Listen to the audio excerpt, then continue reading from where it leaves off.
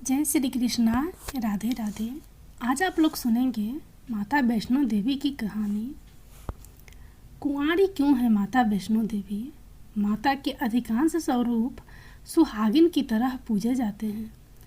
फिर माता वैष्णो देवी कुंवारी कन्या रूप में क्यों पूजी जाती हैं?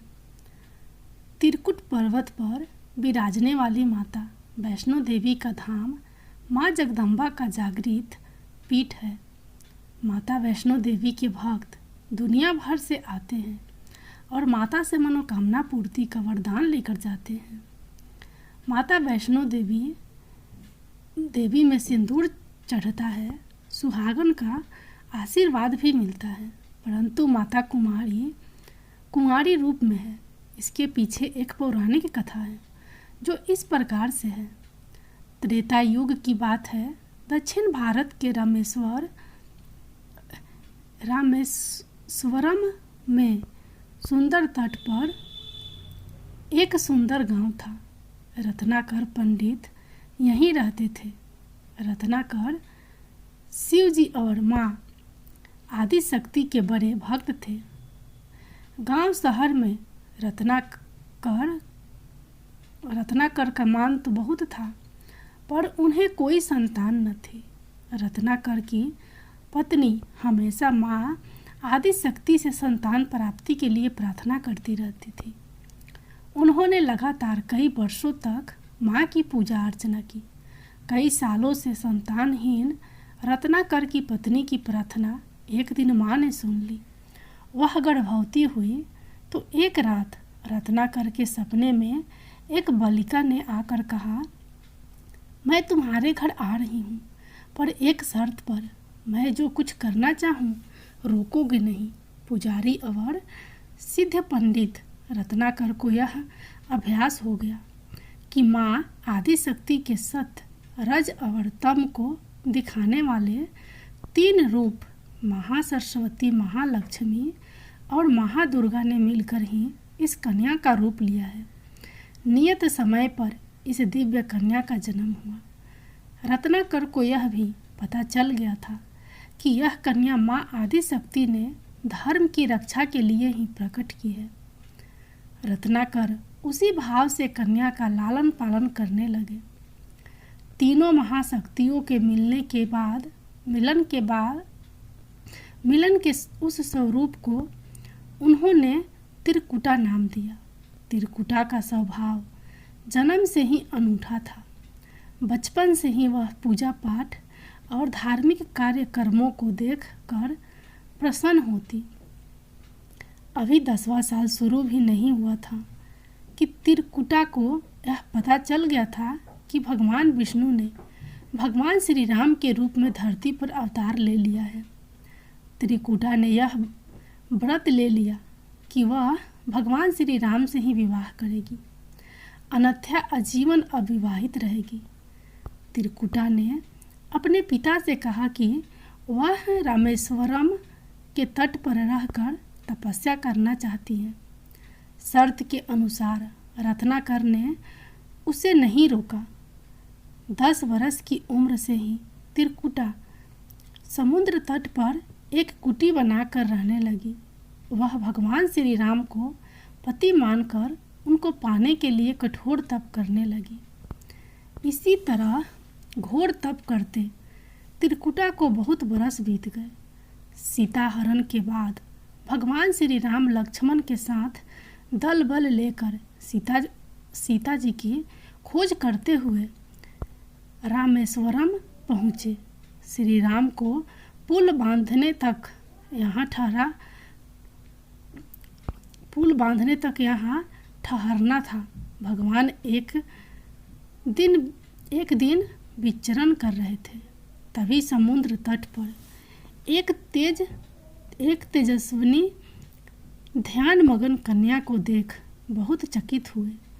उस कन्या के ओज और आभा से वह स्थान अलग ही रोशनी से प्रकाशित हो रहा था। भगवान श्री राम कौतूहलवश उस कन्या के तपोस्थल तक पहुँचे। प्रभु ने उस कन्या से पूछा, तुम कौन हो देवी? और इतनी कम उम्र में इतना कठोर तप क्यों कर रही हो? ऐसी क्या अभिलाषा है जिसके लिए ऐसा घोर तप करने को विवश हो? कन्या ने भगवान को विनयपूर्वक प्रणाम करके अपना परिचय पंडित रत्नाकर की पुत्री त्रिकुटा के रूप में दिया। फिर अपनी प्रतिज्ञा बताई। त्रिकुटा जान गई थी कि उनके सामने साक्षात भगवान श्री राम ही खड़े हैं, इसलिए उन्होंने निवेदन किया कि आप मुझे पत्नी के रूप में स्वीकार कर ले। इस पर भगवान श्री राम ने कहा, यह संभव नहीं है। मैं एक पत्नी के रहने के संकल्प से बांधा हूँ। अपनी पत्नी के अपहर्ता को दंड देने के लिए यहाँ तक सेना सहित आया हूँ। त्रिकुटा को यह सुनकर आघात पहुँचा। उन्होंने अपने कठोर तप का वास्ता दिया और भगवान से विवाह करने की पुनः याचना की। त्रिकुटा ने कहा, प्रभु, क्या मेरा यह तप व्यर्थ गया? मेरे तप में वह शक्ति नहीं कि आपको प्राप्त कर सकूं। मेरा तप अभी कम है। मैं इससे और कठोर तप करूंगी और तब तक जारी रखूंगी जब तक मेरी अभिलाषा पूरी नहीं हो जाती। भगवान ने कहा, जब मैं सीता का पता लगाकर लौटूंगा तब तुम्हारे पास आऊँगा। यदि तुम मुझे पहचान लोगी तो मैं तुम्हारी इस बात पर सही निर्णय करूँगा। त्रिकुटा को इस बात से बड़ी प्रसन्नता हुई कि उनका तप सफल है। भगवान ने उन्हें वरण का एक आश्वासन दिया है। इस प्रसन्नता के भाव से भरकर त्रिकुटा का उत्साह और बढ़ गया। उन्होंने और कठिन तप करना आरंभ किया। उनके तप का प्रभाव ऐसा था कि उनकी कुटी के आसपास का पूरा क्षेत्र एक अलग प्रकाश से प्रकाशित होता था। प्रभु राम लंका विजय के बाद माता सीता और लक्ष्मण जी के साथ पुष्पक विमान पर सवार होकर लौट रहे थे, तो उन्हें त्रिकुटा को दिया अपना वचन भी पूरा करना था। रामेश्वरम के तट पर पहुंचते ही भगवान ने विमान रुकवा दिया। सभी कौतूहल में पड़ गए तो प्रभु ने उन्हें कुछ पल की प्रतीक्षा करने को कहा। उसके बाद वह अकेले ही चल पड़े। सारी सेना भगवान की आज्ञा के अनुसार वहीं ठहरकर उनकी प्रतीक्षा करने लगी। श्री राम ने एक अत्यंत बूढ़े ब्राह्मण का वेश बनाया और देवी त्रिकुटा के पास पहुँचे।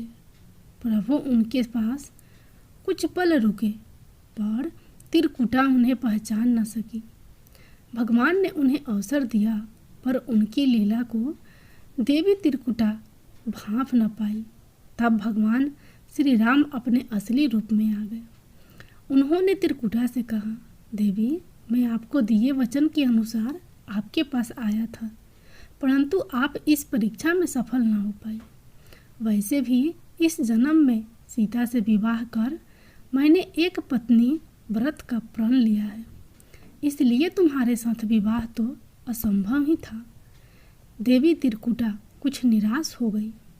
भगवान ने उनकी मन स्थिति समझ ली और मधुर वचन में बोले, आपको निराश होने की आवश्यकता नहीं। आपका संकल्प पक्का है, इसलिए मैं इसे खाली नहीं जाने दूंगा। इस युग में मैं व्रतधारी होने के कारण विवश हूँ। कलयुग में जब कलिक के रूप में अवतार लूँगा तब मैं तुम्हें अपनी पत्नी रूप में अवश्य स्वीकार करूँगा। तब तक तुम हिमालय स्थित त्रिकुट पर्वत पर जाकर तप करो और मेरे अवतार की प्रतीक्षा करो। भगवान ने उन्हें वरदान देते हुए कहा, तुम भक्तों के कष्ट और दुखों का नाश करते हुए इस संसार का कल्याण करती रहो। विष्णु का अंश होने, उनके कुल में अवतार लेने तथा विष्णु पूजक होने के नाते सारा संसार तुम्हें माता वैष्णो देवी के रूप में पूजेगा।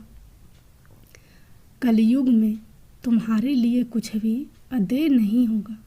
जो भी भक्त भक्ति भाव से तुम्हारी पूजा अर्चना करेंगे उन्हें तुम सर्वसा प्रदान करोगी। भगवान श्री राम यह वरदान देकर चले गए। त्रिकुटा श्री राम से मिले इस वरदान से अत्यंत प्रसन्न थी। उन्होंने प्रभु के आदेश अनुसार संसार के कल्याण का संकल्प लिया। त्रिकुटा उत्तरी भारत के मणिक पर्वत श्रृंखला की 3 पहाड़ों वाले त्रिकुट पर्वत पर तप के लिए आ गई। वहीं माता वैष्णो देवी के नाम से विराजमान है। श्री हरि का वरदान होने के कारण वैष्णो माता भक्तों की सभी मनोकामनाएं पूरी करती है। इसलिए माता का स्वरूप कुंवारी का है। वह श्री हरि के कलिक अवतार की प्रतीक्षा कर रही हैं। उस अवतार के बाद भगवान उन्हें स्वीकार करेंगे। यदि आपको यह पौराणिक कहानी अच्छी लगी हो तो प्लीज़ इसे लाइक करें, शेयर करें और चैनल को सब्सक्राइब करें। धन्यवाद।